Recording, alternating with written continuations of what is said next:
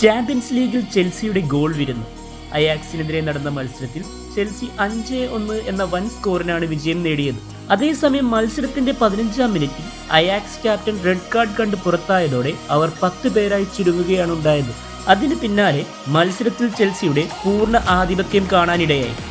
18-ാം മിനിറ്റിലും 27-ാം മിനിറ്റിലും ചെൽസിക്കായി ഗ്യൂയിയും കൈസയുടെയും ഗോളുകൾ നേടിയപ്പോൾ ചെൽസി 2 ഗോളിന് ലീഡെടുക്കുകയായിരുന്നു. അതോടൊപ്പം തന്നെ ആദ്യ പകുതിയുടെ അവസാന സമയങ്ങളിൽ മത്സരം കൂടുതൽ രസകരമായ ഘട്ടങ്ങളിലേക്ക് നീങ്ങുകയുണ്ടായി.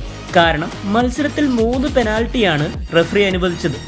ആദ്യ പെനാൽറ്റി അയാക്സ് സ്കോർ ചെയ്തെങ്കിലും തുടർന്ന് ചെൽസിക്ക് ലഭിച്ച 2 പെനാൽറ്റികളും വിജയകരമായി ഗോളാക്കി മാറ്റിയതോടെ മത്സരം ചെൽസിയുടെ കൈപ്പിടിയിലാവുകയാണ് ഉണ്ടായത്. ചെൽസിക്കായി പെനാൽറ്റി ഗോളുകൾ നേടിയത് എൻസോ ഫെർണാണ്ടസും എസ്താവോയുമാണ്. ഇതിനു പുറമെ 2-ാം പകുതി തുടങ്ങി മിനിറ്റുകൾക്കകം തന്നെ ചെൽസി 5-ാം ഗോൾ കൂടി നേടി മത്സരം കൈപ്പിടിയിലാക്കുകയും